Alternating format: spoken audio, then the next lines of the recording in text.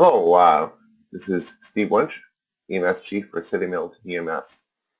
On behalf of the Dane County Fire EMS Radio Protocol Work Group, this presentation is going to cover critical end-user training for all fire and EMS agencies in Dane County that are preparing to transition to the DaneCom communication systems. I'll be going through this presentation, which will take about an hour, and hopefully at the end of this we'll have the tools necessary for all of the users in Dane County to successfully begin using the system when we start up.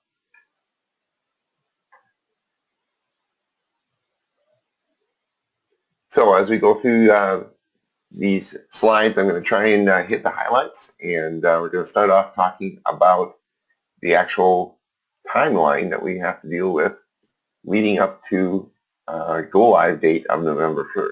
So right now in the month of October, through this particular PowerPoint presentation that's being distributed through the Dane County 911 Public Safety Communications website, we should be able to have a mechanism to get everyone out there who's an end user a method to get the critical information they need, whether they watch it individually or as a group, as agencies conduct their training in their monthly training formats. Key thing to remember here is the November 1st deadline. Essentially, that's the cutover date that we're talking about, in which at 7 o'clock a.m., everyone on duty is going to be switched over, and everyone must have radios that are programmed and tested on DaneCom that they have available, and they need to know how to actually use those radios. That same day at 7 a.m., what we call the legacy systems, which are the current communication systems that we're currently using, are going to be shut down. Now, this is like anything else, the great plans that we can certainly put together for that cutoff date could, for some unforeseen reason, have to be delayed. And one example we have out there is we're a week out from the presidential election. It's very possible that with very short notice, on that day we could, for instance, have one of the presidential candidates here in Madison or Dane County, which would be a poor choice to actually do the cutover on such a date. So if there's a reason to delay it, we would communicate that to all the agencies out there. But as the plans lay right now, 7 a.m. November 1st is when we're actually going to make the cutover.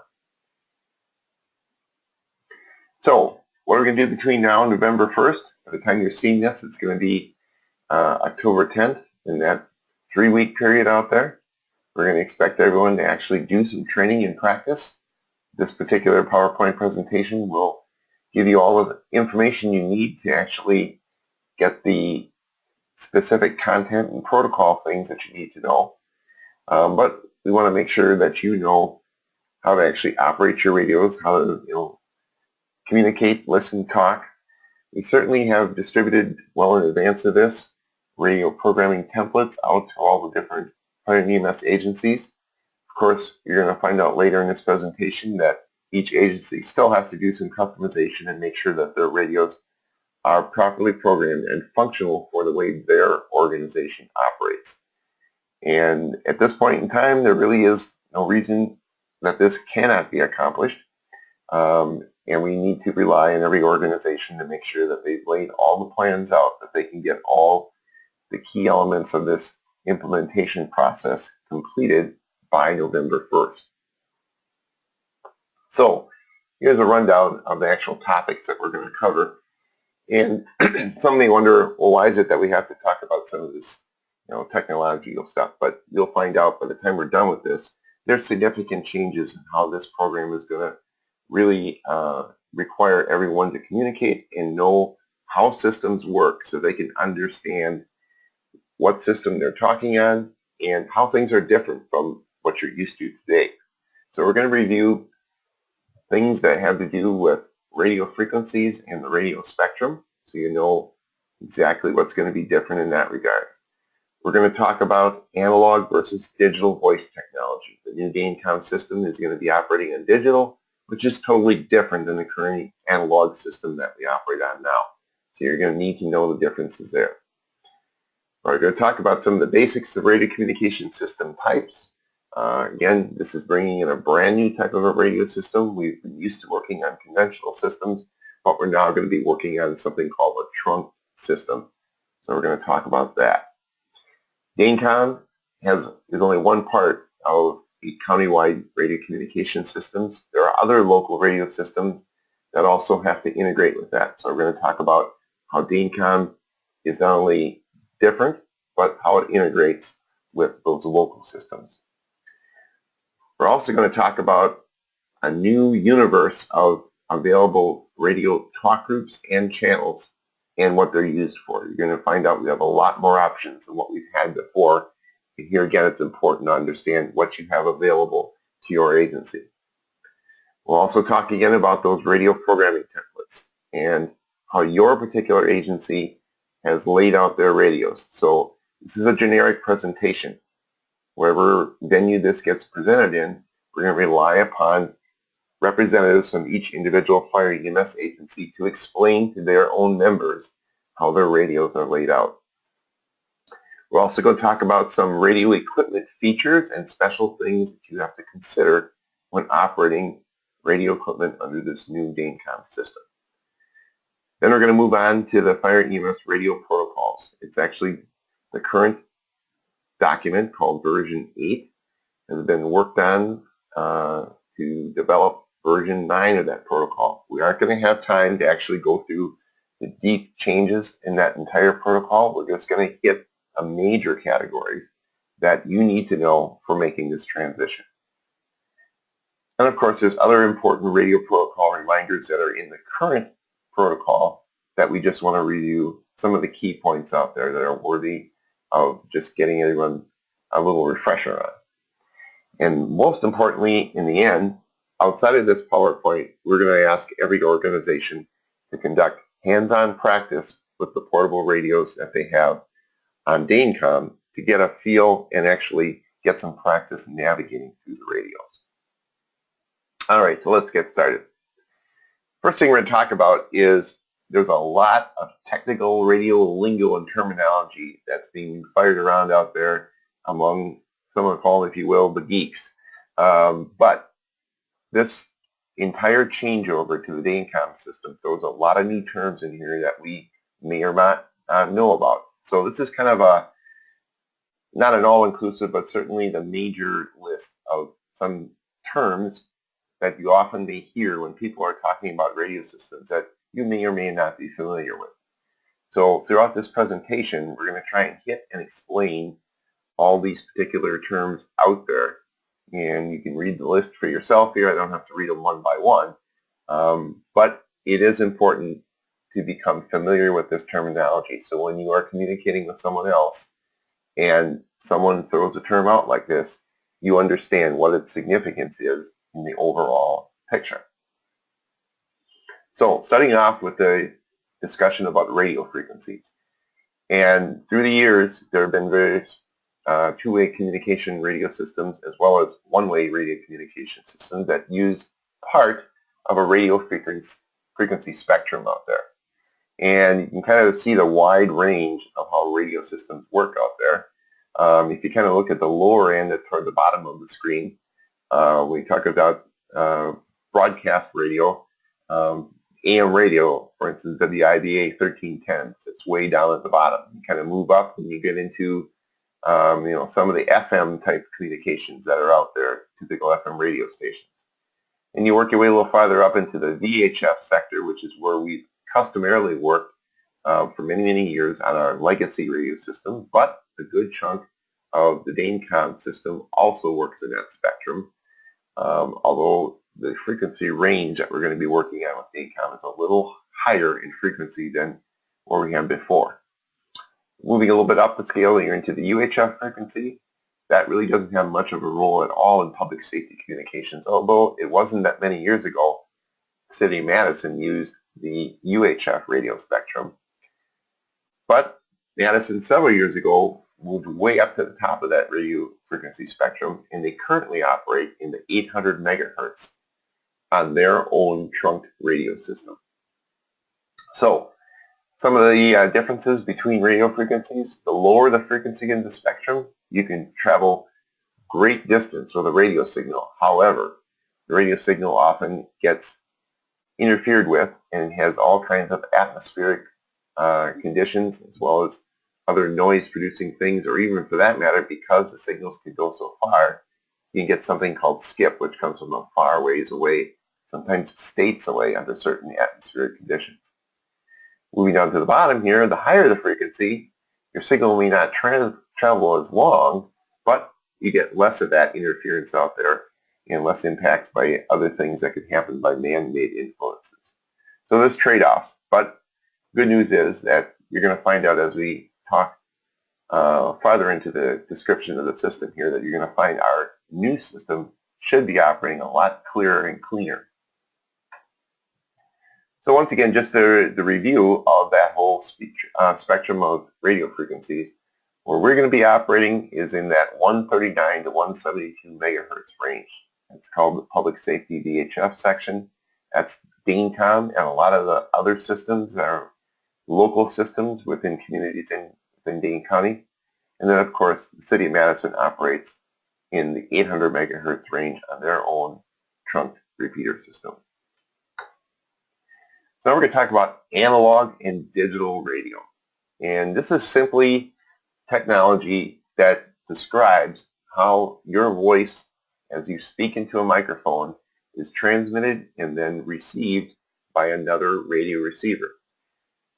Analog has been the standard for many, many years, and this particular technology, your voice is amplified and modulated, which means essentially is a kind of a variation in the strength and volume of the sound waves that come out there to help you as the other end of a radio receiver to understand what the transmitter is saying.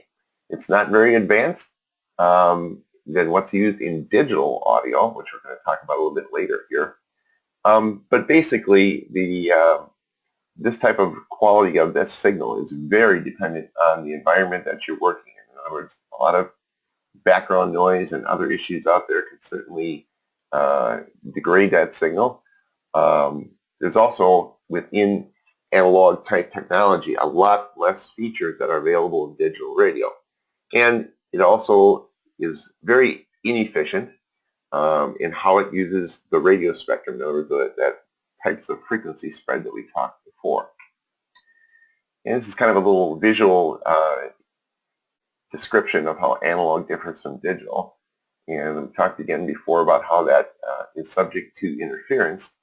And most existing radio systems that are out there from way back when, in the last 30 years, up until even there are some existing today yet, they've always used this particular thing. But there's a lot of significant advances that have come forth in now the digital signal world.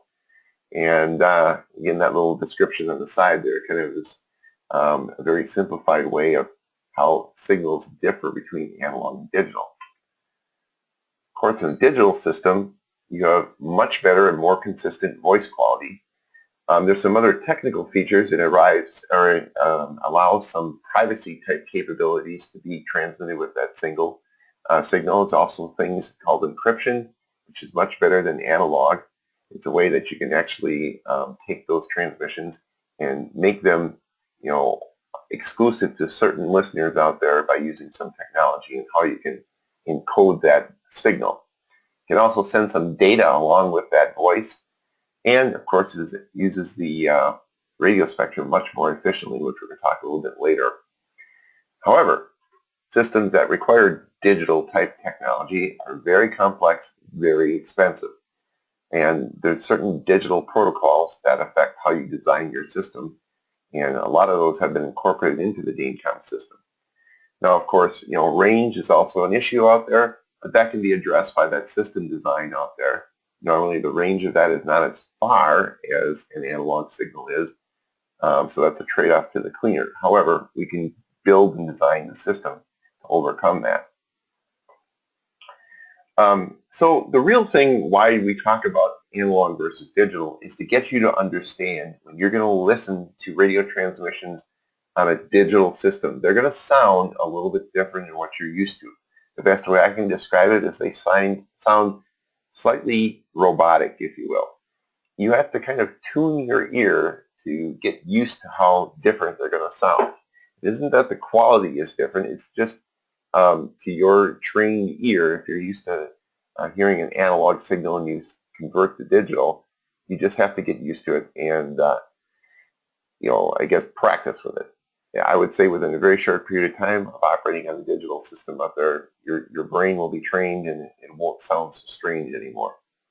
But the real difference between digital versus analog is that it simply takes those sounds and converts them to a series of ones and zeros or data before transmitting and receiving. And that allowed you again to make it much more clear. And then at the other end of the radio, the receiver simply decodes those digital data and then of course makes it so you can hear it again. But the good news is digital signals, can actually use a much narrower span of that radio frequency spectrum. So that opens up much more capacity for radio system users out there to use what frequencies are available. So you can essentially get twice the amount of frequencies in the same, or radio channels in the same range of frequencies. And there's some other technology in there about when digital signals are transmitted. There's computers involved that essentially code and uncode that data. But when data packets may get lost, the actual technology can recapture some of those lost pieces of data out there, reassemble them, and then essentially when it gets decoded, you have the complete package right there. And that's done through some advanced receiver technology, something called a vocoder in the radio. Again, not critical just to necessarily know how to operate the radio. It's just something to be aware of how it operates out there. And then for those that you wonder about the difference, our particular DaneCom system operates in that VHF range, but digital 700 to 800 megahertz range does have the capability to penetrate buildings better because of the shorter wavelength involved. So now we're going to move on to a discussion of radio system types. And I'm going to try and maintain throughout this presentation a color coding scheme here. And conventional radio systems are going to be described as in yellow, and then the new trunk repeater systems will be described in red. Conventional is kind of what we've had for many, many years out there, and we're going to conduct a review of all that in this presentation. But essentially, the simplex and duplex or repeater systems are out there. So something that you should all be used to, but we're going to go through and explain. And then, of course, tell you about the new technology and system design called trunk repeater. Important to know, going forward, public safety agencies in Dane County are going to be operating on all of these system types. That's why we need to tell you the differences between them so you'll recognize when you're on a certain system type, what the features are within that, and how they sound and how they operate, and understand what your particular radio transmission is going through as it gets transmitted and received on either of these systems. So we're going to talk again from the beginning, conventional systems, and think in terms of things that have been out there for quite some time. Reminder again, a frequency is simply a dedicated piece of that radio spectrum out there. And a single dedicated radio frequency is used for each simplex radio channel that's in the system. As an example, we all have been using the Mark II radio frequency for years when we try to land med flight at the sea. That is a radio channel that consists of one and only one VHF radio frequency, in this case 151.280 megahertz. Within a conventional system, we can also have a duplex system, which simply means there's two frequencies involved. It's commonly referred to as a repeater. There's essentially one radio frequency that talks into a radio receiver, which then turns around, strengthens that signal, and transmits out on a different frequency. So you're going to find there's a conventional radio channel coming up in our new channel lineup called Fitzgerald Fireground 1. Has an input frequency of 158.95 megahertz and a transmit frequency of 154.9 0.175 megahertz. So no matter what you're talking about, each radio frequency is assigned to an entity, and that can be a city, a private business, a public safety agency, police, fire, EMS. They have to have a license that they have to hold in order to transmit on that frequency or frequencies. Now, in any system out there that's a conventional system, whether it's simplex or duplex, if someone wants to use a radio channel, which consists of radio frequencies, that user must wait for that channel to be clear before they can go ahead and transmit it. Essentially, it's one user at a time that's transmitting. A lot of people can listen, but at least when it comes to transmitting, only one at a time.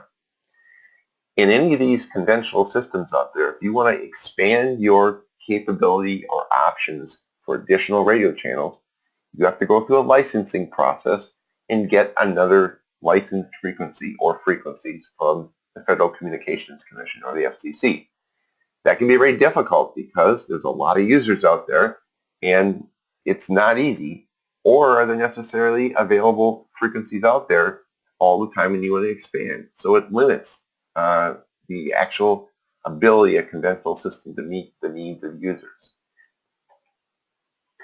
Now, let's give you a visual representation of a conventional radio system, starting once again with simplex, that one frequency system. For years, we've been using the Mavis Fireground Red channel out there. Not too fancy of a system out there, and essentially, this is designed for short distance type communications. So, in this example, you've got a portable radio sitting on the left-hand side of the screen. When it transmits, it can communicate to nearby radios, and it doesn't have any problem with the first portable radio that's in from that left-hand radio. It's close in, line of sight, it can reach that radio and they can hear very well. The next radio to the right of that is going to get a little bit poor reception because it's in some trees, could possibly be buildings, other things that can kind of, once again, interfere with that signal. So they're going to get poor reception, poor quality, and it's just not going to be a very good particular transmission. Now you go to the other person who's sitting with a portable radio on top of the hill, the third one over. Because they're so high up, clear of all that interference, that direct line of sight communication, they can essentially have no problem hearing that transmission. But there's a distance factor as well. So depending upon how far away it is, even if it's on a hill, if it's too far away, the power of that radio transmission may get lost and it may not be high quality. Now, of course, the other portable radio that's sitting on the other side of the hill to the right, there's no possible way that the transmitting antenna from that portable way in the left is going to reach the other one because it's obstructed by that hill. So they're going to hear absolutely nothing. Now, we're going to talk about a little enhancement to a conventional radio system. That's called a duplex or a repeater system. In our new radio system out there, we're going to have a channel like this called DaneCom. In this case, we use some additional system design components to help boost and give better power and distance to that portable radio transmission. So once again, second from the left, kind of down at the bottom of the hill, if you will, is that same portable radio. In this case, when that radio transmits, it essentially transmits its signal up to this tower on the left-hand side. That tower has a receiver that little portable radio transmits on, that gets received by a receiver in that thing at the top of the hill. It within microseconds takes that input signal, turns around and boosts it with much higher power, and then transmits it out on a different frequency. That's why it's called duplex. One frequency in, one frequency out. Now, because of the height and the added power of that tower, it can get a much stronger signal out to a much farther distance away. So, just like before, the portable radio in the middle of the screen that's had good reception before, oh, they still have good reception. But even that portable radio that was in among the trees and the buildings, whatever, they get even better reception because of the height and the power of that tower that's located high on the hill. Also, the portable radio that's a distance away, top of the hill, they also have good reception. And now that portable radio far to the right-hand side also has good reception because it can see the top of that tower and there's much higher power behind that. So repeaters have a function out there that can help expand capability of a conventional radio system to more users and allow stronger, clearer signals. Now, any repeater or duplex system out there has something called a talk-around function.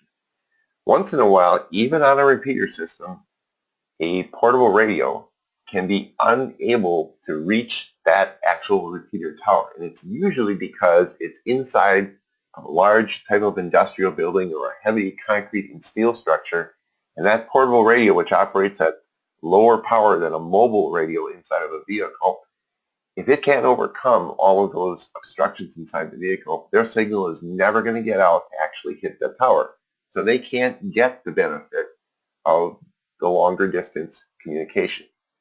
So what happens is, essentially, if you're transmitting on a repeater frequency, when you switch to talk around on a repeater channel, essentially you're just telling the radio, hey, let's revert back to a simplex operation. Instead of having one channel talking into a repeater, which and then boosts it and sends it on a different frequency, you're kind of doing an end around, and you're just going to talk on the output channel of the repeater, even though you're not hitting the repeater transmitter at the tower. So any radios that are nearby, that could be right outside the building, in line of sight, they're going to actually hear your radio transmission. It's just not coming through that high-powered transmitter on top of the hill on that tower. So essentially, anyone operating in talk-around, they'll be able to hear radio transmissions from anyone who is still on a repeater from farther away, as well as radios that are really close, right on, for instance, the fire ground or right outside the building. So typically people will enable the conventional talk-around function on a repeater system when they're having difficulty with their radio transmissions getting out and it's not able to get to the tower. So key word to remember is talk around. And really this term applies to conventional duplex repeater systems. We'll explain a little bit later why it doesn't work on a trunked repeater system. All right, here's another illustration of a typical conventional radio system. When we say a system within a community. In this example out there, we've got fire users, police users, public works users. And in this illustration, the fire department has 3 separate frequencies. Police department has 2 frequencies, and the public works department has 1 frequency. And just like we explained before, if more than 2 groups of people in the police department want to talk at the same time, essentially on the same channel, they have to wait in line until a channel is clear. In other words, only one person may use 1 frequency at a time. It doesn't matter the fact that all the fire department radio frequencies aren't being used and the public isn't, because it's dedicated use of a radio frequency. If anyone, more than one user within a particular agency, fire, police, EMS, want to communicate on the same radio frequency, they have to wait.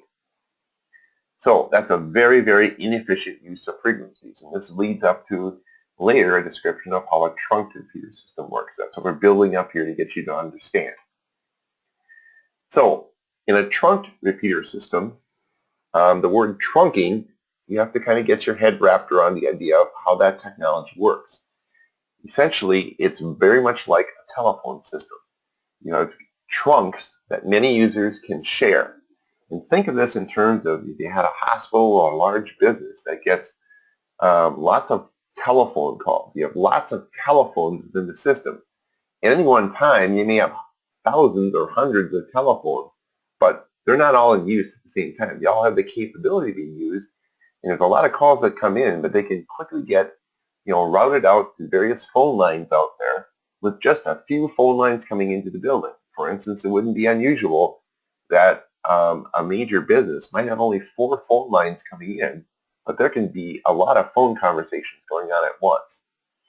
So in the context of radio, basically we use several similar radio frequencies to create a shared pool of radio systems users to access.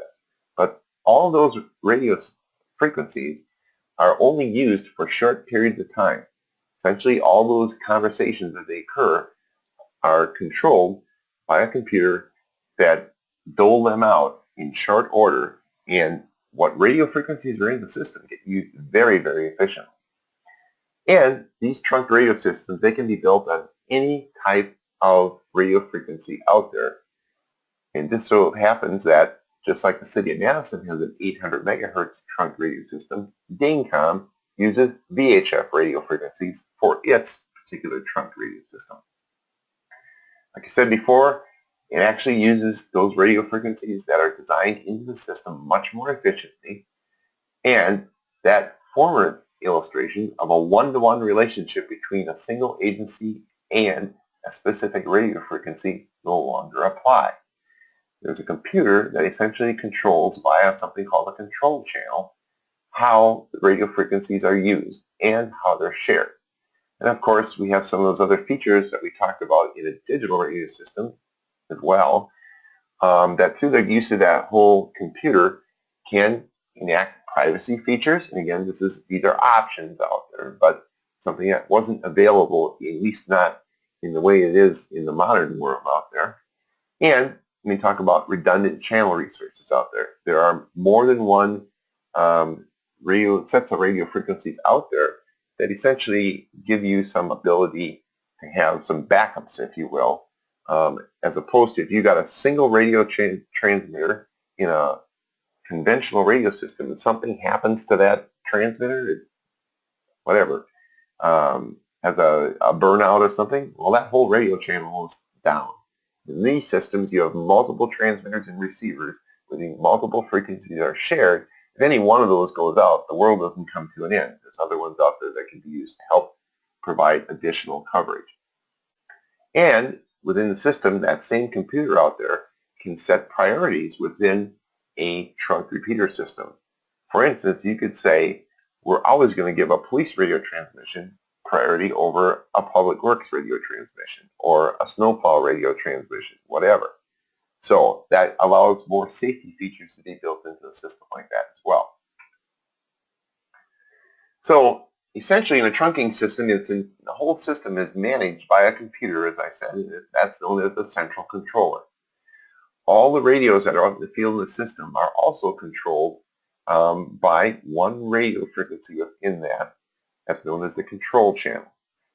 And behind the scenes, that control channel is always communicating with the radios that are turned on and on the system. It's kind of a behind the scenes thing, knowing, geez, what radios are out there? What radios could potentially be communicating on the system? And I need to know what those radios are, what types they are, where they're located, and what their function is. The computer takes care of all of that.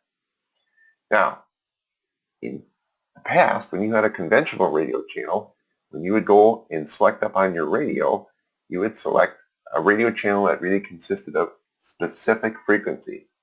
Now, in a trunk repeater system, you are going to be communicating on a talk group on your radio. It's kind of a virtual radio channel. It's communicating over radio waves, but it's not the exact same radio frequency each time.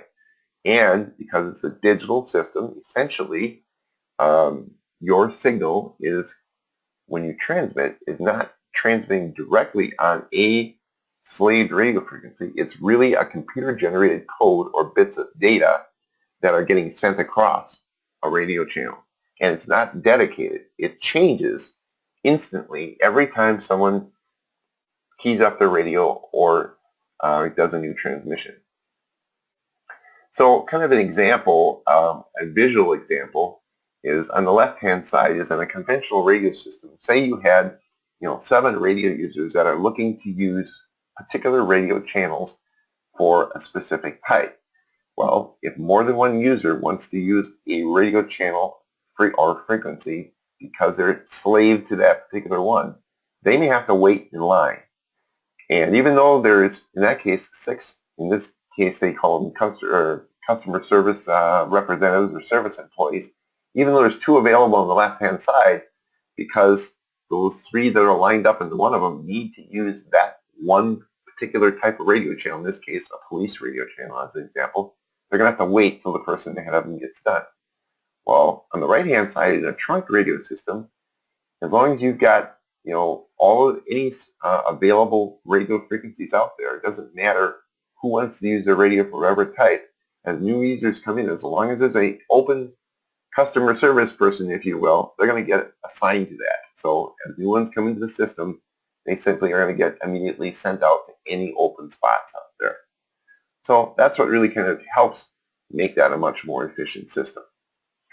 So this gets a little bit deeper into it, but bear with me here in just describing it out there.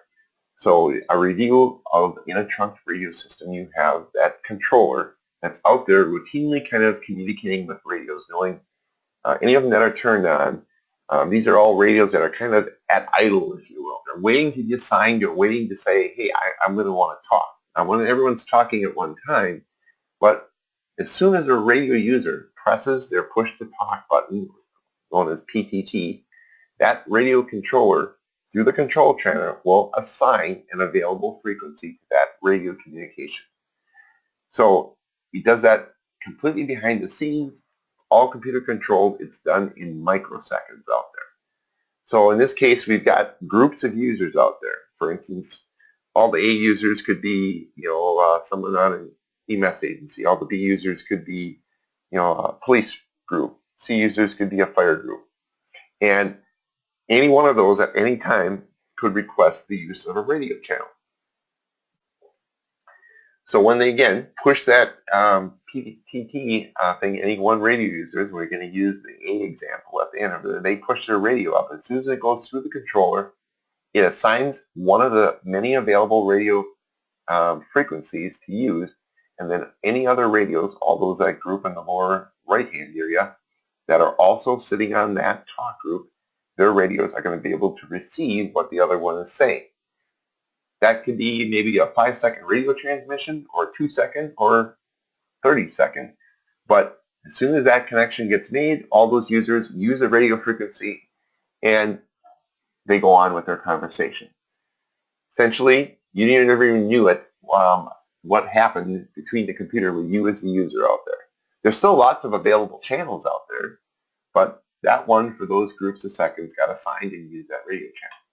Now, as soon as that transmitter releases his radio transmission, he goes back into that shared pool up above, or kind of in the idle state. Now, there's still all those other available frequencies out there for use. No one's using them right now. And essentially, the next time, there could be a B user, a C user, an A user, or any combination thereof. They can key up, and they're going to go through the exact same process again. They're going to, the control channel is going to hear them. They're going to assign a radio frequency for the duration of their brief conversation.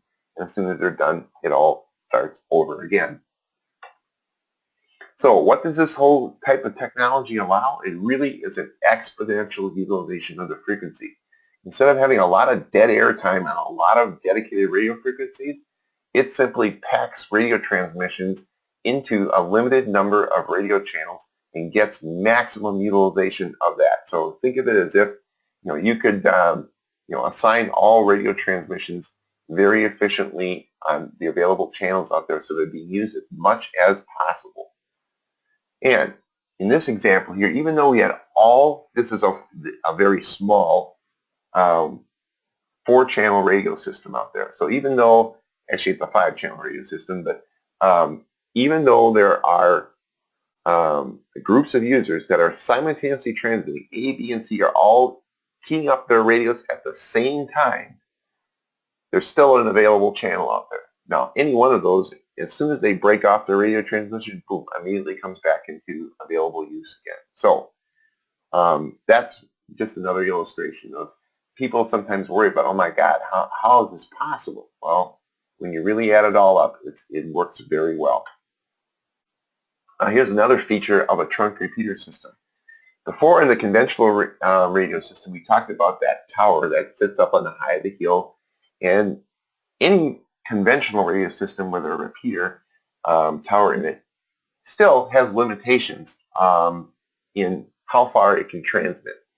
Even though it's on a hill and it's got height and more power, we're trying to cover a wide area here. So in a trunk repeater system, there are multiple towers.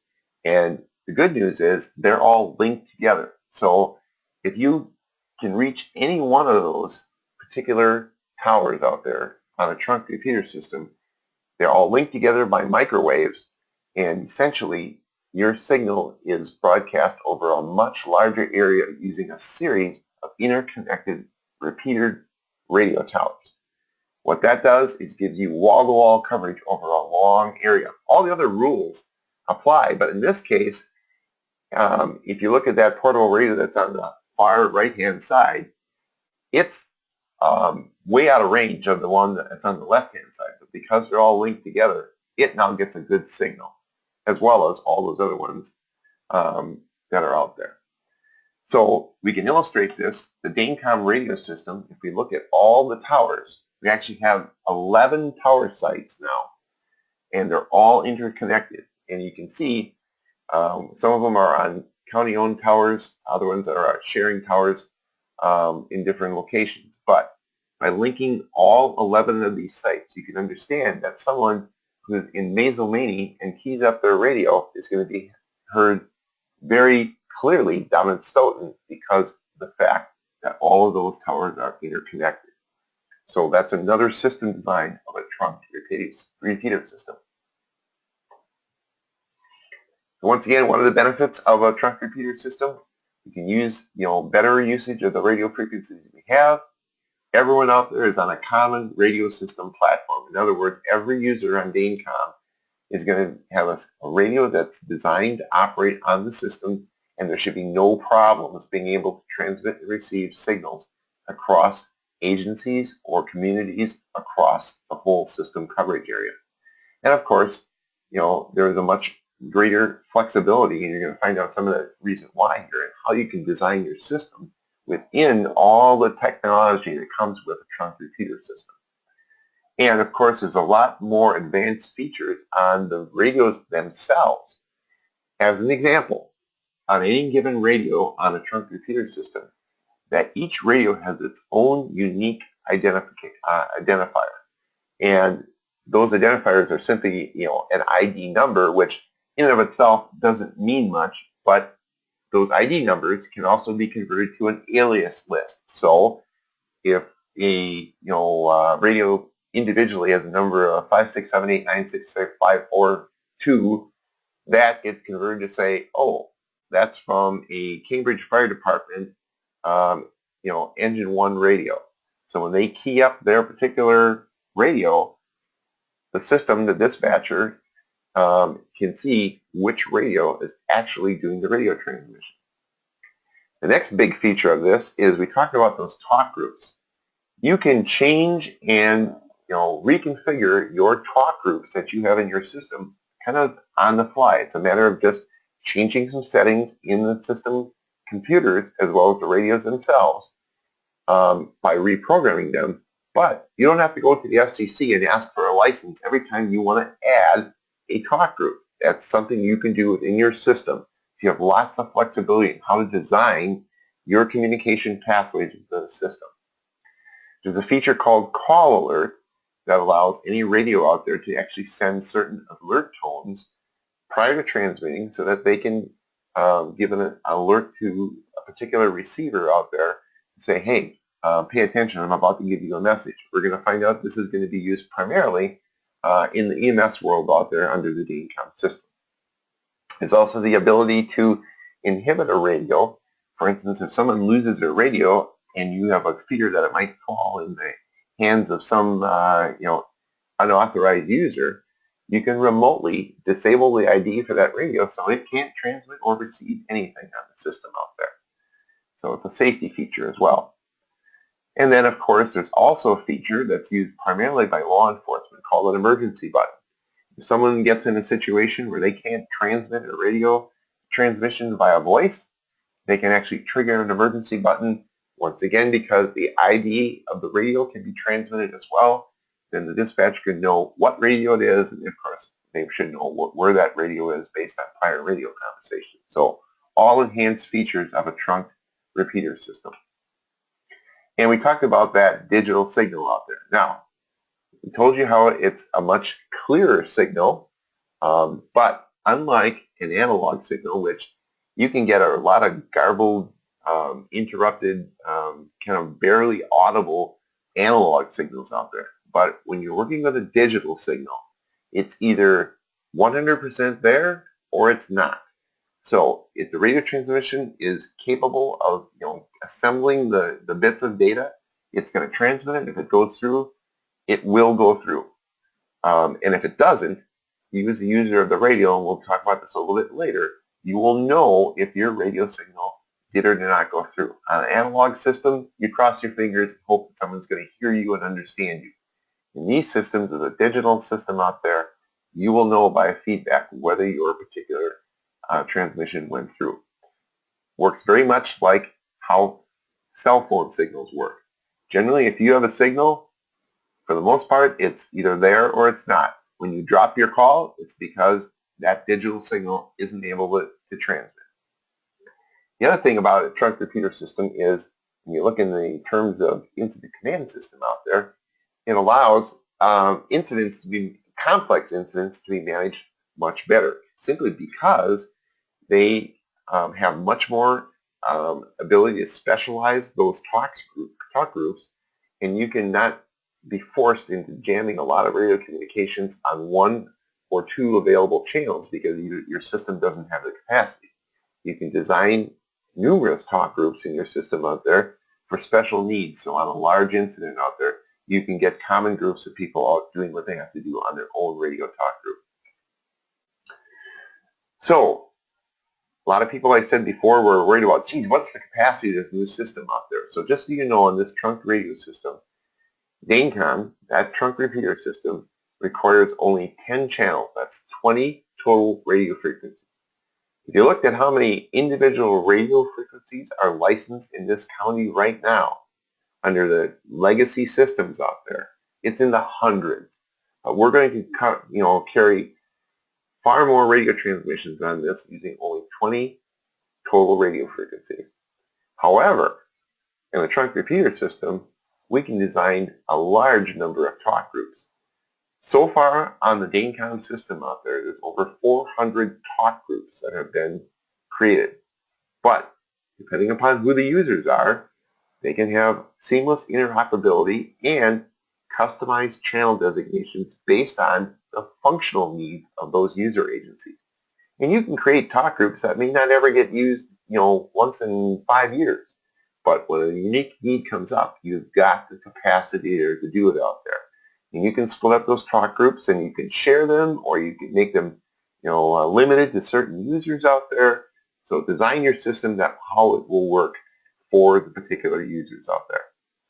Now, also to remember that in addition to DaneCom on the trunk repeater system and those talk groups, there's other local analog tactical conventional channels that are also going to be used, and we're going to explain this a little bit later, that will help take some of the load off the trunk repeater system. But those are going to be used for specific incident types and for local uses out there. So like I said in the beginning of this, all users out there will have a combination of the trunk repeater system as well as conventional radio channels that they will have in their radios. Well, back to the trunk repeater system again. Here's some of the operational things that you need to be aware of. First of all, when you're going to transmit on a trunk repeater system, you have to get your brain conditioned to doing a little different technique. And it's called the push, pause, talk technique when transmitting. What that means is when you key up on a trunk repeater system, you must key the mic in your brain, kind of count 1, 2, 3, then start talking, and then you can release the push to talk. There is a slight delay that's built into the system, and that's because the computer just needs time to process all that stuff I talked about before it can actually run it through the system. It's microseconds, but just to be safe about it, we want you to consciously be aware of the need to pause after pushing the push to talk button before you actually get your transmission going. Okay? Second thing is, because this is computer control, although there's lots of redundant things that are built into the system out there, it is possible for that computer system to fail. And there are different things out there. They're termed different, particular features. And the Motorola 800 system, it's called, that City Madison uses, fail-saw. Or there's other system failure provisions that if something goes wrong in the system out there, it can kind of self-correct, but will limit some of your features and availability out there.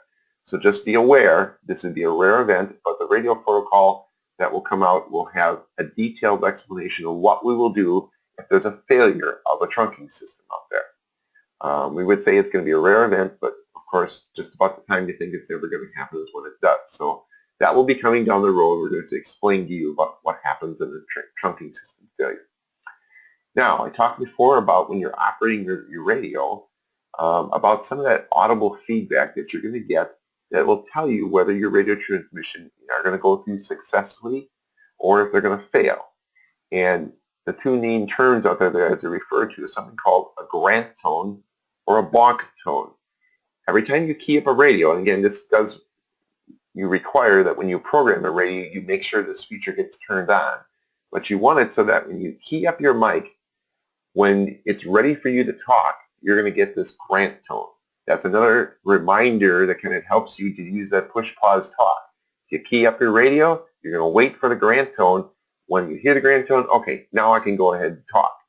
If you don't have that grant tone programmed or turned on in your radio, you run the risk of sometimes forgetting in a hurry of doing the push-pause talk. The other thing that you can hear is something called a bonk tone, which is a weird way to describe it, but it's simply a steady tone. When you key up your mic, instead of getting the grant tone, you're going to get this oftentimes long, steady, odd-sounding tone. It's basically telling you, hey, you got a problem going on here. Your radio transmission here is not going to go through.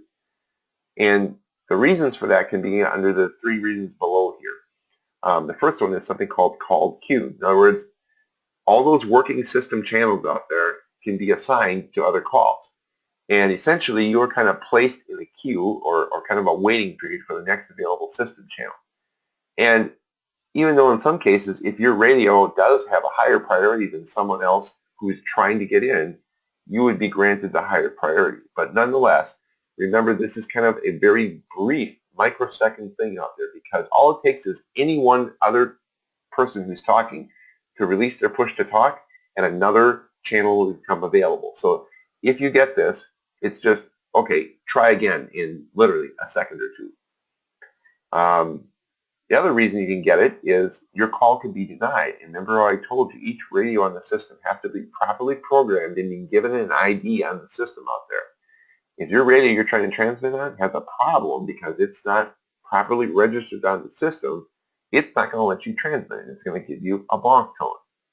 Another possibility can be an out-of-range control channel. In other words, just like before, if we talked that you're in 3 stories below grade and you're trying to reach out to get to the DaneCom trunk repeater system tower and your signal can't get out, it's going to tell you, hey, I can't even reach the tower to get a control channel. So it's going to give you a bonk tone. This is important for you as a safety feature to understand. If you get a bonk tone and you're in a area of a building or something where you can't get out, it's likely because you need to change location if you can. That change of location could be a couple of feet, it could be a couple of floors, it could be whatever. But it's like right now on an analog system, you'll transmit, you'll have no idea whether your signal is getting out. On this system, if you're in that situation, you will get a bonk tone that tells you, hey, I'm not able to get out, change location. And of course, system busy, and this is more a situation where it's kind of like a even worse situation where the system is simply overloaded and they can't complete your call at the present time. Or it could be an issue of there are multiple users all trying to talk on the same talk group at the same time. So even on a talk group, you still have to kind of take your turn, if you will.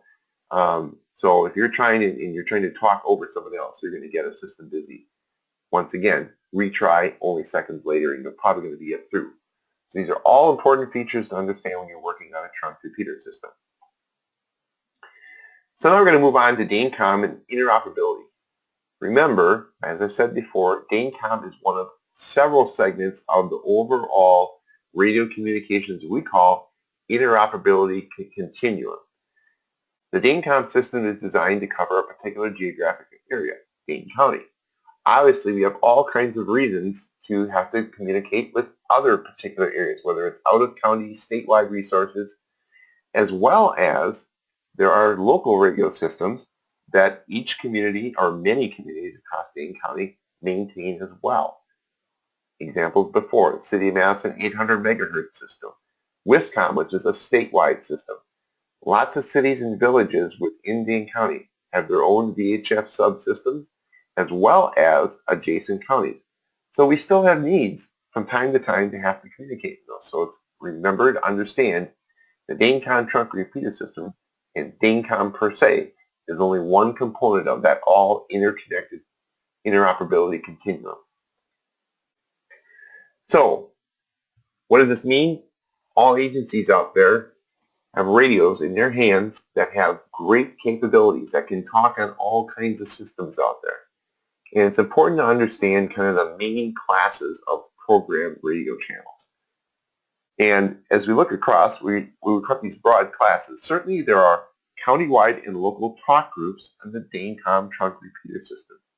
There's also countywide and local channels on conventional systems. There's, of course, adjacent county channels. Most of these are conventional radio systems. Statewide mutual aid channels. Again, conventional radio systems out there. Statewide interoperability channels. These operate on the WISCOM trunk repeater system, a very similarly designed and featured system to the DaneCom trunk repeater system, but of course uses a whole different set of towers and radio frequencies, and has a much larger interconnected statewide type coverage. There are nationwide mutual aid channels that are applicable to states all across the nation that use conventional channels, as well as interop channels, same thing, conventional type channels. So we talk about how radios need to be programmed. We, months ago, put the word out to all user agencies out there, but some suggested basic core groupings of key channels that we know radios are going to need to have programmed into them in order to function. However, understand it's not possible to have every user agency all have an identically looking programmed radio. I use the example, a Belleville Fire or EMS radio is going to look and be programmed different than a DeForest Fire and EMS radio, simply because they have to interact with other counties that are adjacent to where their operational areas are, as well as they have their own different local talk groups and local conventional channels that they want to have immediately available to them. And of course, there's numerous banks and zones where agencies have to decide what channel and talk group combinations work best for their operations. And this is a good time to talk about banks and zones. Every radio that's out there typically is designed, unlike before, years ago. Sometimes when you had a radio before, there were radios in the early days that only had one particular radio frequency or channel you could program per radio.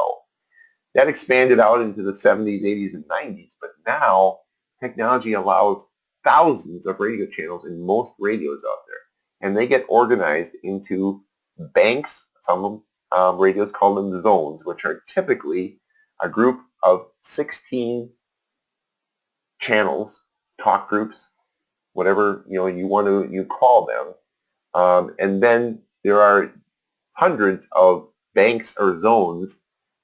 Those are groups of 16 channels that can get programmed into a radio. So with all this expanded capabilities out there, the possibilities are literally endless out there. But we want to make sure that all the key channels are somewhere in every radio out there.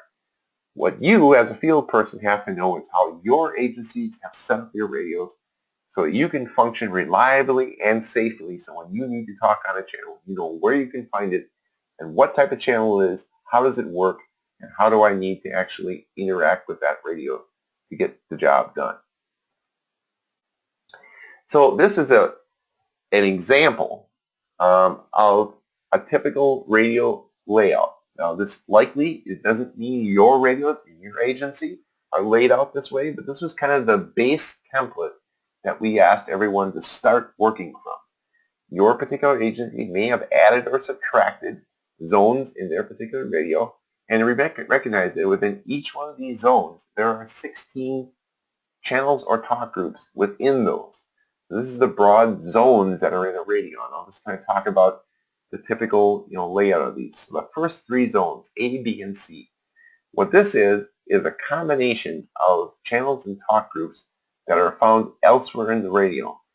This is where most agencies are going to put the combination of daily use channels out there that they can easily access, so that they have to switch functions between agencies or whatever they're trying to work with. They can usually go between three zones and get the job done. Then we move into the purple ones out there. These are talk groups and channels that are kind of organized by functional use. For instance, in Zone D, Fire and EMS. Those are the core channels out there that really have all the universe of Fire and EMS channels and talk groups across the county. Same thing, Zone E are talk groups and channels used to contact hospitals in the core of Dane County.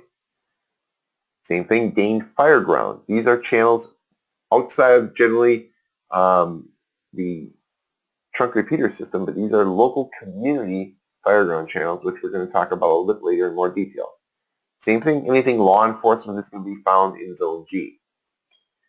Zone H are area hospitals. These are hospitals that are outside of the Dane County core, but in a disaster, you may have to go to Beaver Dam or Dodgeville or something that's outside the norm.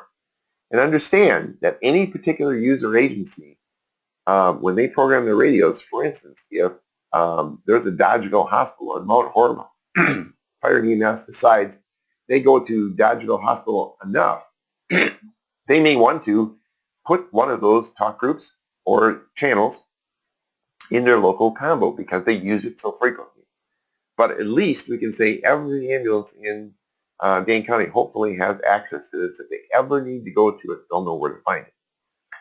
Zone I is interop channels in Dane County. These are ones, and particularly their DaneCom TRS trunk repeater system talk groups that are used for special events and other things where you're going to have a large number of users that may need to communicate over an extended period of time.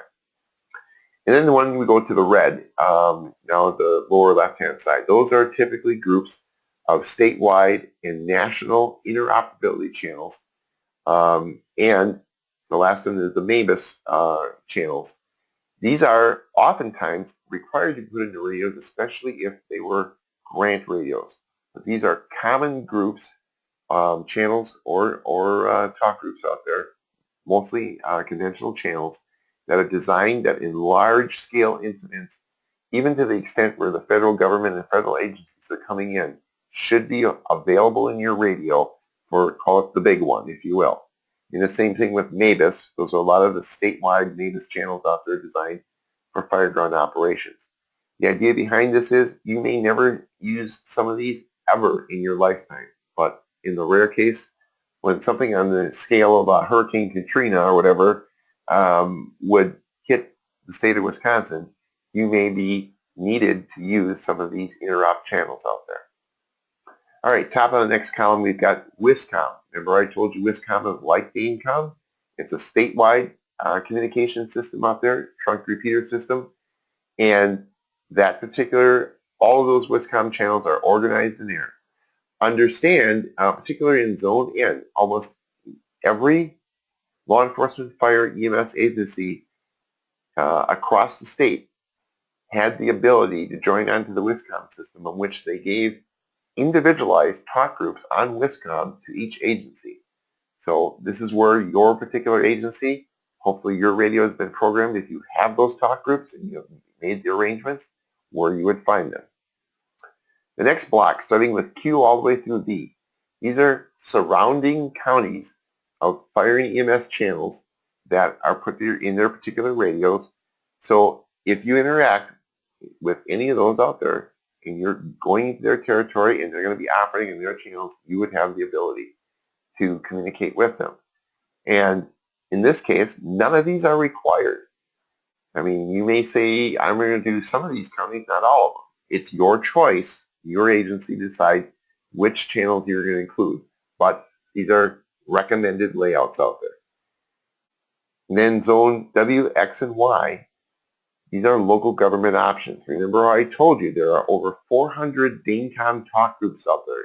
Every community has their own set of individual DaneCom talk groups that they can use for operations in their own community.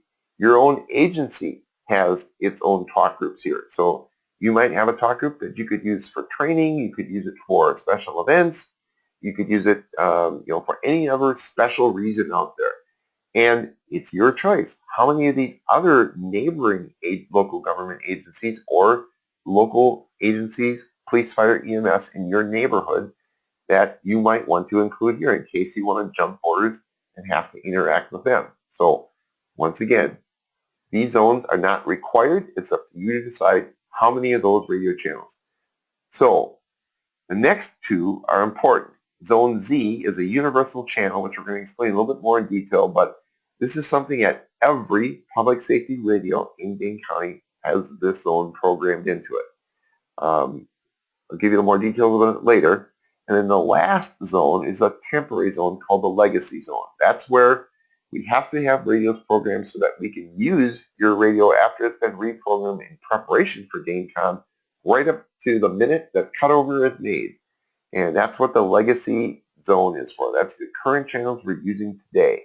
We're going to talk a little bit later about the significance of the cutover in the legacy channel. At this point in time, you can either pause this particular presentation, but this would be the opportunity for each agency to now discuss how your radios have been programmed. If that means handing out a cheat sheet or something about what your individual radio programs look like, but this is the important time where we want everyone to become familiar with how your radios are laid out, what zones you have, and what the channel layouts are.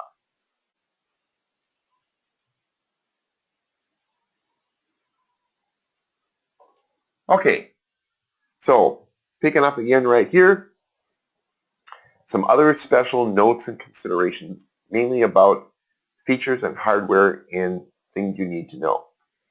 Across all the users out there, there's lots of brands and models of radios that exist at each agency. And because this is so different, every agency has to know what specific capabilities their brands and models have so that they can properly train their users on what limitations, if any, they have out there. Now, not all brands and radios allow mixing of DaneCom, WISCOM, and conventional channels in the same zone. If you have radios that have these limitations, there will have to be some deviations in how the radio templates or how they're programmed. What's the key point? Know your radio layouts and what your limitations are within your organization. Here again, rely on your key people within your organization to explain how your radios may be different, if at all. Again, we talked about on conventional repeater channels out there how talk around works. Depending upon the model or brand of radio you have, most radios will allow the repeater function to be turned on by simply flipping a switch on your radio. Other radios don't have that capability, and they actually have to assign a separate radio channel in their particular 16 channel lineup in a zone for the talk around.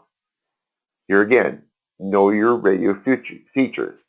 If your radios have this limitation, understand how do you get to talk around. Do I flip a switch, or do I have to find a dedicated channel in my radio to do talk around? Now here's another special consideration to know. Even though the DaneCom system is a trunk repeater system, it doesn't operate like a conventional repeater system. In other words, there is no such thing as a talk around channel on a DaneCom talk group. That doesn't exist. Yes, it uses repeaters, but it isn't like a standard conventional repeater. So don't get confused. There's no such thing as talk around on any of the DaneCom trunk repeater system talk groups. Okay, last point here is radios for the most part have alphanumeric displays that will show you the name of a channel. Understand that different radios have different character limits, how many lines or actual how many characters they can display on the radio to help you decide what is it that I'm selecting on my radio channel lineup. Okay, so some radios have less characters that they can display, but we've tried to design these radio channel names so that most of the naming configurations can be recognizable across the different brands of radio. Just understand that you may be looking at a mobile radio that has more character display and they may give a much more expanded description to a radio channel than on a portable radio that has limited characters. So even though it's the same radio channel, there may be slight differences between a mobile and a portable radio or between brands on exactly how that very same channel is displayed. Here again, reminding you to have cheat sheets or something available within your agency that explains what the actual function of a particular program channel is. So once again, the layouts in the radios, we've encouraged everyone when they lay their radios out at the first three zones, the local A, B, and C. These are designed to accommodate your daily routine operations, 80 to 95% of your typical radio use. Some agencies that may sit on the county line may, have to deviate to other zones from time to time. Or if you're a particular EMS agency, you're going to spend more time in some other zones because you're going to be talking with hospitals or whatever. But bottom line is, you can lay out these first three zones, hopefully, to have the key channels in there that you're going to use most of the time. And then limit your necessity to migrate to other zones in your radio. The universal zone that I talked about. This is recommended that every law enforcement, fire, and EMS agency in Dane County program this in your last zone. It could be zone Z if you're using up, whatever. It could be zone W. Whatever your last zone is before zone A, that's where you want to put this. It's again designed for any public safety user if they need to get critical communications that they can get to any number of agencies out there in a dire emergency. So if you actually look in your program radio, what's in there, it's a list of key channels across law enforcement, fire, and EMS that those users would have that they can get there, and pretty much about any channel you talk on, someone's going to hear you. All right, and the only other exception is that legacy zone. In our example, we call it zone hash mark. That contains all the radio channels we currently use. And this is only a temporary bridge zone for use before DaneCom. It'll eventually go away. Here's the key point. After we switch to DaneCom on November 1st, do not use any channels in the legacy zone for a couple reasons. Most of them are going to be shut down and not operating. Some of the other channels are actually going to have some of those radio frequencies that, if they were to be used, would actually interfere with the operation of DaneCom, or some of those channels are actually being used in the DaneCom system. So the big point is, do not go to any channels in the legacy zone after we go operational and cut over on November 1st. And of course, when there's an opportunity to reprogram the radio in the future, this zone will be removed to actually guarantee that they'll never have any improper use of that zone. All right, now we're going to talk about specifics about how the whole new DaneCom radio communication system, which is not only the trunk repeater system, but many conventional channels have now been reconfigured, redesigned, renamed, and it's now really important to understand how this is all going to change on November 1st. So we're going to break it down into bits and pieces. So let's start with a discussion of the DaneCom trunk repeater system talk groups. Here we go. You'll see a lot of the names on the left-hand side are similar to channel names that we've had before, but I'm going to here to tell you that a lot of these are drastically changing in their function. So we're going to take them line by line. And remember, all of these are talk groups on the DaneCom trunk repeater system. So ATOM is going to continue to be an administrative channel, function much like it does today. The next three channels, or talk groups, Baker, Charlie, David, are going to be used for fire operations on what we call non-IDLH incidents. For right now, we're going to describe these as routine, call them single engine responses, simple alarm calls, simple, things that are odor investigations, things that don't have high risk type potential. And in general, these are going to be assigned somewhat in conjunction with what the EFD coding levels are. So a Bravo level call will likely be put on Baker, or a Charlie on Charlie, and a David on D level calls, Delta level calls would go on David. It's not to say they could stack some calls on some of these out there, but in general, you're going to try and preserve, particularly on the higher acuity level calls out there, one incident per talk group out there. Baker would be the most likely one to see fire calls getting stacked on. Edward is much like it is today. It will be a primary operations channel for EMS, and of course, just like today, EMS incidents will get stacked on that. F rank, now the old F rank, which was nothing other than a conventional repeater out there, it was largely for Fitchburg, Oregon type incidents out there. This has no semblance whatsoever to the previous F rank. This is a talk group. F rank will now be used for ALS intercepts, and it's possible they could stack more than one ALS intercept call on here. G. George, new name of a channel out there, that will also be used as an overflow channel if things get really stacked up on Edward and Frank. So, some capacity.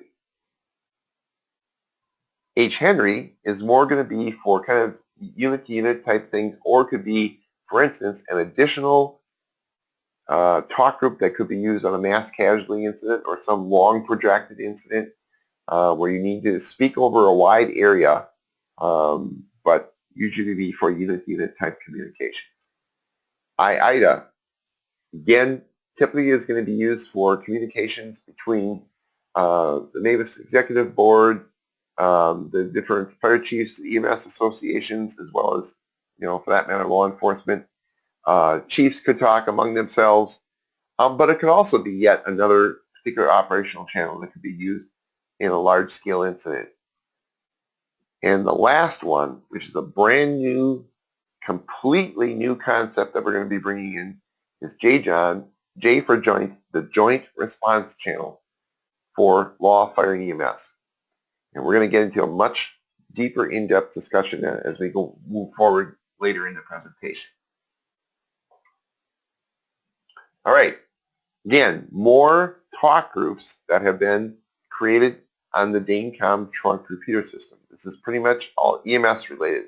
But what's changing now is today, if an EMS agency wants to have a radio report to a hospital, they contact Dane County Comm Center, they ask for a patch.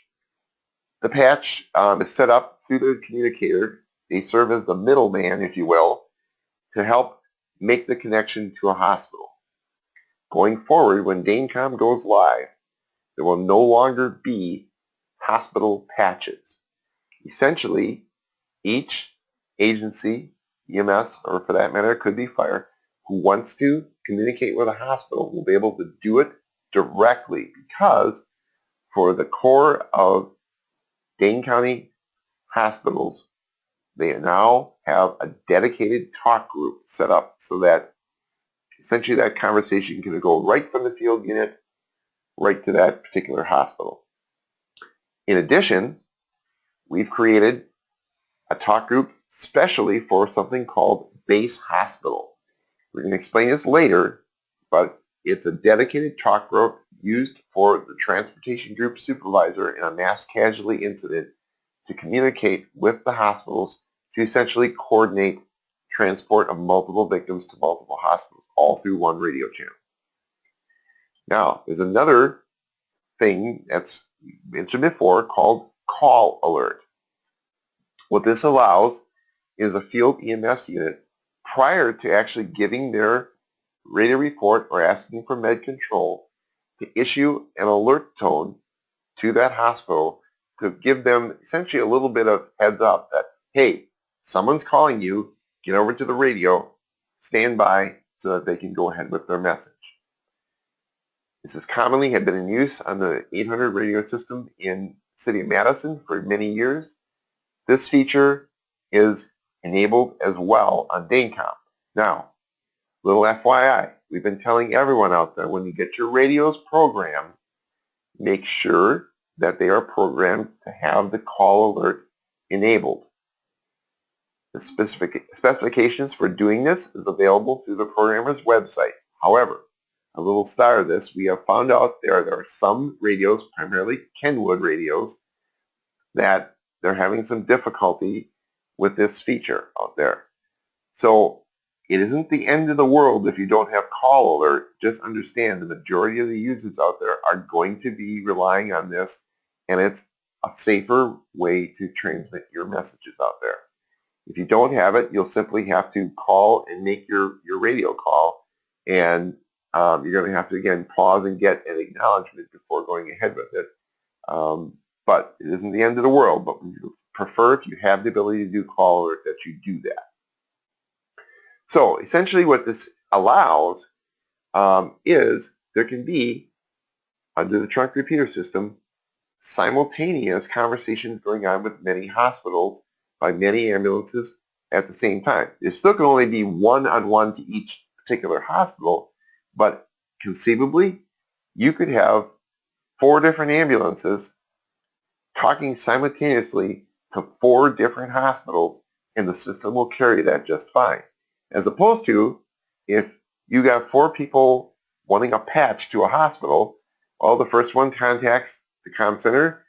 While they're working on the patch, the other one's waiting. When that other patch has been set up, then they can deal with the next one, the next one. Now, you get it all done all at the same time. So, and without the middleman being involved. All right, next thing we're going to talk about conventional channels, no longer on the trunk repeater system. There's going to be a new use of a nationwide VHF channel called VCall 10. You're going to notice in your radio it's programmed in virtually every zone or bank you have out there. This is kind of a backup now to AATM. In other words, if you normally talk to the comm center on AATM, the trunk repeater system channel, for routine calls, VCall 10 is a non-trunk repeater system conventional channel that the comm center will monitor, that you can capably give a cold call to them, or for agencies that are outside Dane County that don't have the capability to talk on DaneCom, this is their pathway to talk to Dane County Public Safety Communications. Below that, we also have some other conventional channels that the comm center is capable of monitoring. In most cases, provided that there is not, a lot of stuff going on, they should be routinely be able to hear any conversations on these. We're all well aware of iFern that's out there. It's used for the MADIS box alarm system and coordinating MADIS responses. Of course, both Mark 1 and Mark 2, they've been able to talk on that. Those are mutual aid channels. We typically use it in the field for communications with helicopter ambulances. VTAC 12 is another multi-agency TAC channel, although this is likely going to have more of a law enforcement emphasis, but it's a tactical channel and some of those nationwide VHF channels that they will be monitoring. And then the last one is kind of the old conventional EMSB we're calling it now EMSB Dane. It's really the equivalent of what you contacted Dane County before on in order to set up a patch. These are for out-of-county ambulances that don't have DaneCom that want to talk to a Dane County hospital. They will still be transmitting on that, and in that case, the comp center will still be doing patches with those hospitals in order to get those out-of-county hospitals to communicate. All right, here's two new big additions to the conventional radio system. These are called analog tactical channels. Analog, just like we talked about as far as how the voice is transmitted. Tactical in that these are not designed for routine operations. These are essentially countywide repeated radio channels. They have the talk around capability, but these are to be shared among law enforcement, EMS, and fire agencies. First come, first serve for tactical situations. In the fire EMS world, it's likely these are going to be used for IDLH incidents, and we're going to describe IDLH in the following slides here. Key thing to remember, they're not on the trunk repeater system. They are analog channels. They do have countywide coverage. They're repeated. You can have talk around, and they're shared. So, as an example, if there's a big law enforcement tactical situation in western Dane County, they come up first, they're going to be assigned to one of these two tactical channels. If there is another law enforcement tactical incident that comes shortly thereafter, and they ask for one of these, they will have both of them tied up. Vice versa, if fire has two consecutive incidents, they may be occupying these, and law enforcement wouldn't have access, or you could have one of each. So this is an expanded number of these channels, and they're now repeated. All right. Similarly, there are other conventional radio channels that are local analog tactical fireground channels. And as you see here, these are systems that communities have invested in or designed in that operate similar to the DaneTac channels, but they have a limited coverage area within and around the particular communities. We're going to start off talking about the Fitch-Rona channels. This is part of a grouping that once again can get shared between law enforcement and fire. Fitch-Rona Fireground 1 is, just as it indicates, is for use by Fitchburg and Verona Fire Department. There's a middle channel that could be used by either Fitchburg Fire, Verona Fire, and Fitchburg Police. It's called Public Safety. Typically how this works is much like DaneTac 1 and 2.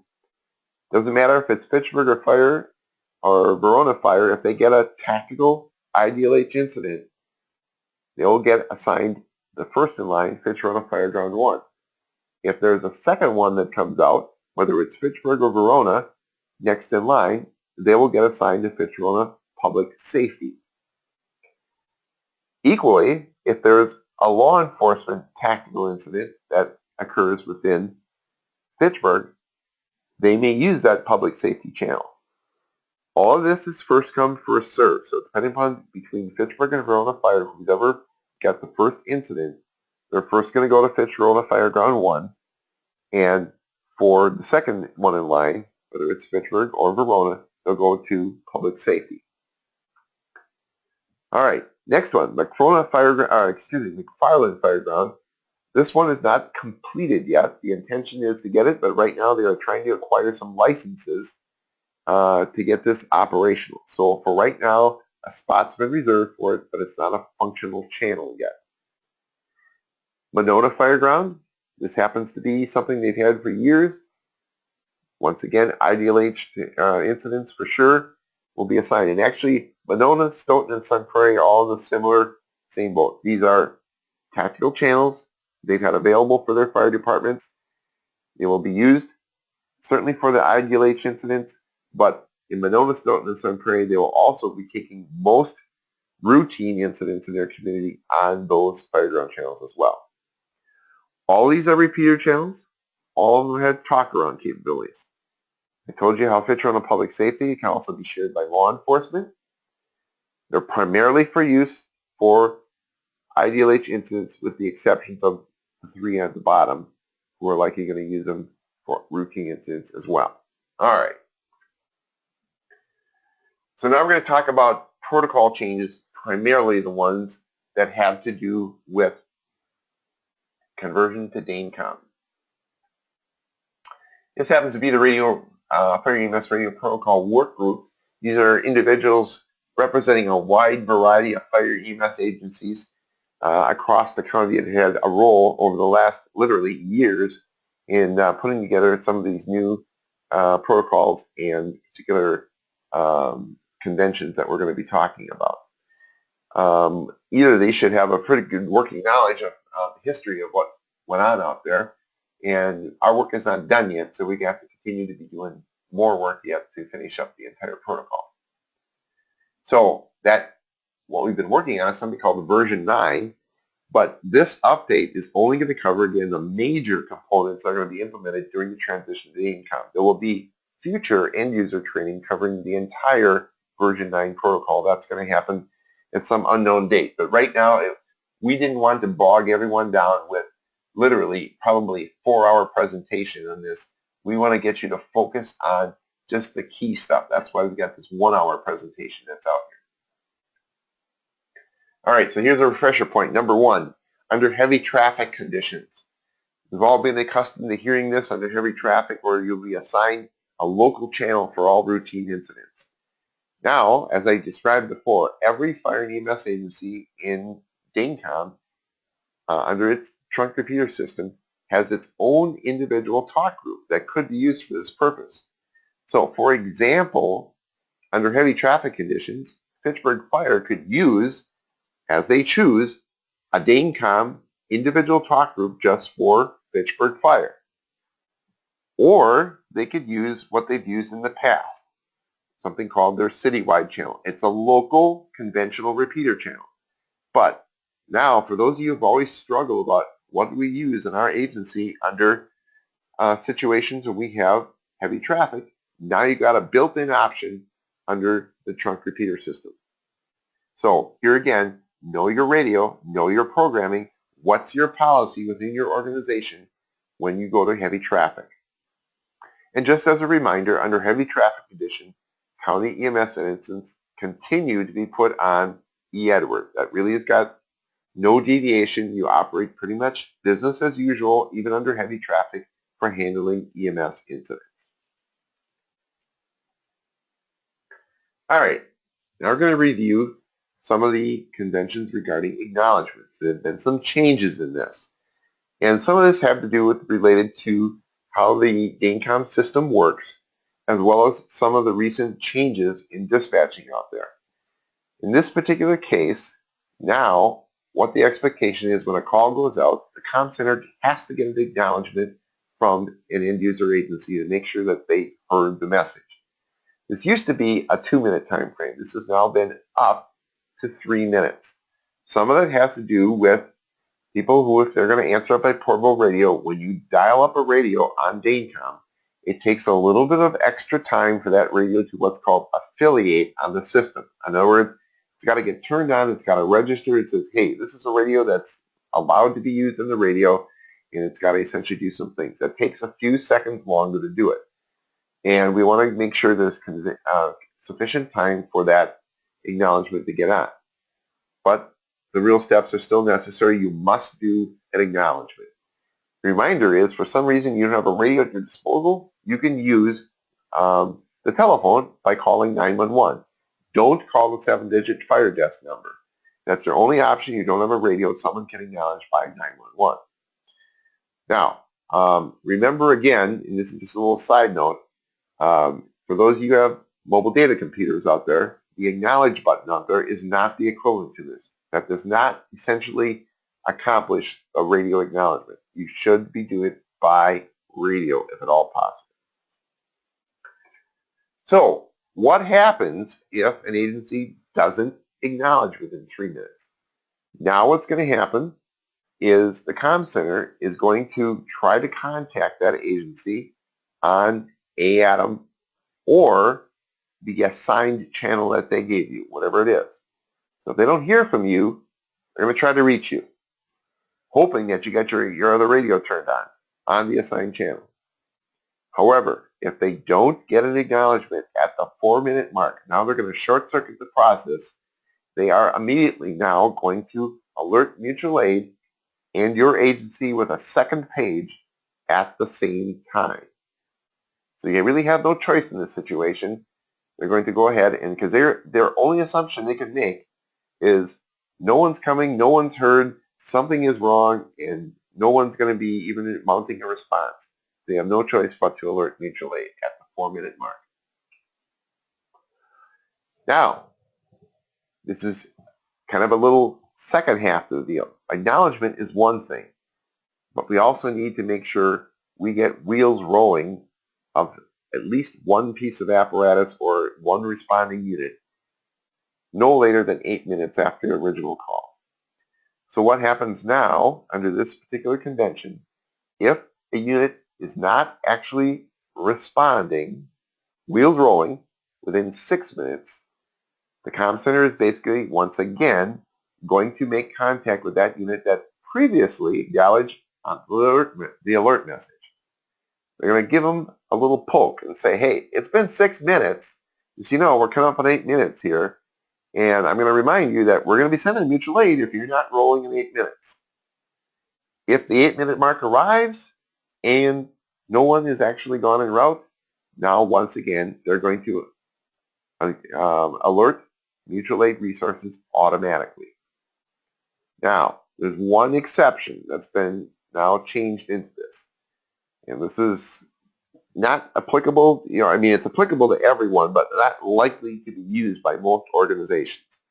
However, in some unique circumstances, there is an option when presented with the 8-minute mark and mutual aid being alerted for a low priority call, and it's defined as an omega or alpha level call, if a specific agency specifically requests to withhold the page, it will be done at the 8-minute mark. This is strongly discouraged. However, agencies out there who requested this know who they are and their circumstances out there. They have this option, but we would say this is a bad idea, but you do have the option to do that. All right, now here comes the biggest change of all in this entire radio protocol. And we're going to start by laying the groundwork. We're going to talk about the golden rule. This golden rule has been out there for many, many years, 8 years, if you will, in the radio protocol. And it pretty much says that, hey, whatever fireground channels, that belongs to the incident commander and the crews on scene. Their communications must have absolute priority. However, in looking back at it, we have routinely violated this golden rule over the last 8 years, mainly by every responding unit has been telling, so-and-so's en route, this is on the scene, we're, staged here, whatever. All these radio communications are jamming up the fireground channel and potentially causing a safety issue for those operating on scene because you have extraneous radio communication clogging that operations channel. So we recognize we needed to make a major change in the radio protocol. So, as you're well aware, we just described how the new county radio system that's going operational is got 2 components. The Dane County trunking system, or what we call network, because it's on a computer network, and we have those direct conventional channels. So we have now put some guidance for 911 dispatchers, a guideline for them to use when determining what type of channel, either a trunk radio system channel or conventional channel, to assign various incidents to.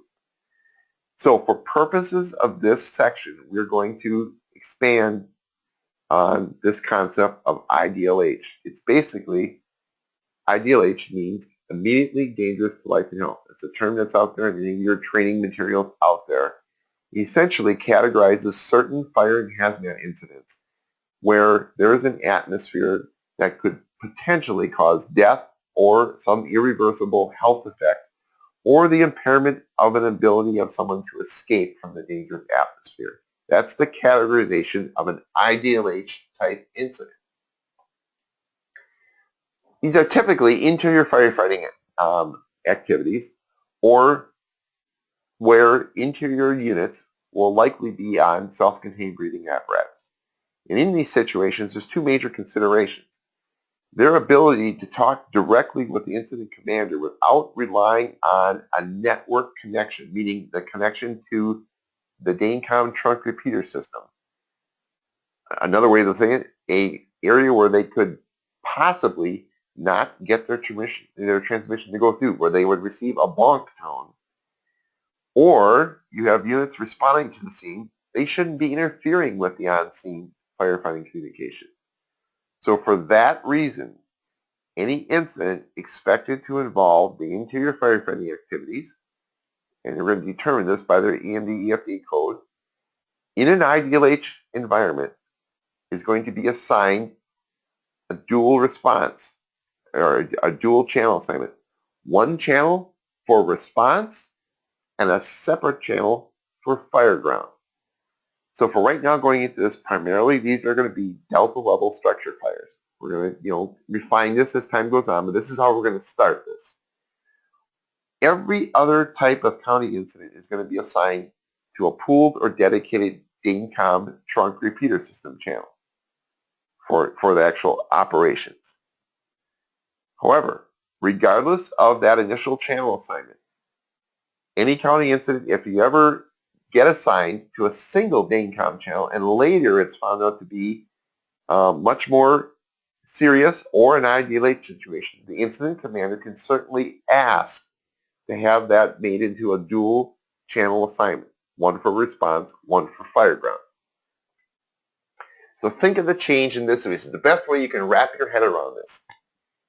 The DaneCom J-John channel is to a DaneCom IDLH incident as IFERN 1 is to a MABUS box alarm. The idea being responding units go on one channel, units operating at the incident are on a different channel. So this is kind of like IFERN for non-MABUS box alarms within Dane County. So here's the actual procedure.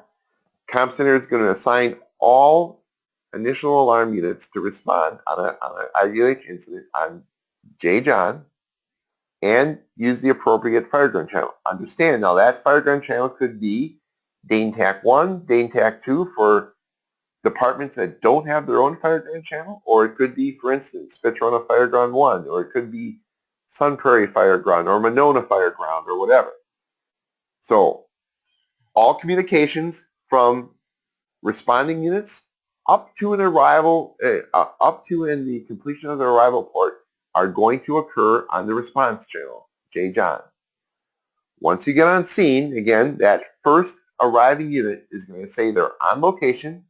They're going to give their arrival report on J-John so that all those other responding units can hear it, and then they're going to switch to the fire ground channel for all subsequent communications.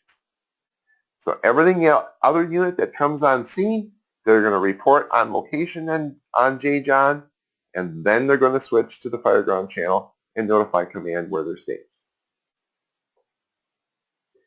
All right, next big concept out here. Talked about mass casualty incidents out there. You have a current protocol, but there's some things that are now going to be done differently by the Comm Center, and it has to do with trying to lay the groundwork for subsequent actions that are likely to occur. So if a field unit becomes aware of a potential multi-patient mass casualty incident, as soon as possible, we want them to notify the Comm Center so that they can kind of set things into motion of the next steps that are happening here. So when it's apparent to the Comm Center that there are multiple patients involved in the incident, for purposes of this, we're going to define that as 5 or more patients that will likely be needing transport. The Comm Center is going to initiate something called a Y-Track alert via the internet. Basically what that does, they go into a computer website, they select the 10 hospitals located in and around Dane County, and say, hey, we got this type of incident. Via the computer system, it goes out to all the hospitals, they get an alert, and basically puts them on notice that you might be getting a potential surge of patients. And of course, in these larger incidents, the comm center or the incident command or an EMS medical branch director should also evaluate the need for a second channel to be used for EMS operations that's separate from either a rescue, extrication, or fire operations.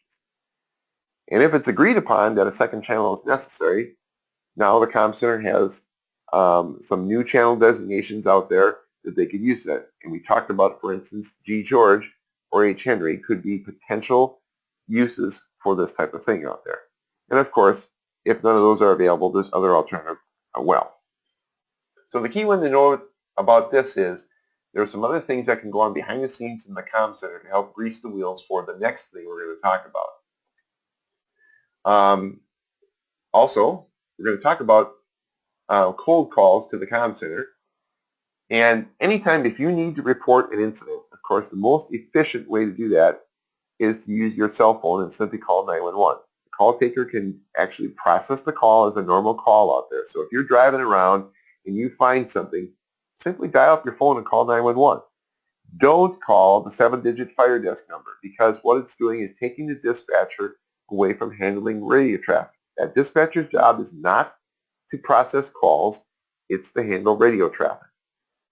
Of course, if you don't have a phone available, you can contact the fire EMS dispatcher via ADAM. That's a radio channel that they can deal with. Doing it on the phone is not a good idea for the dispatcher.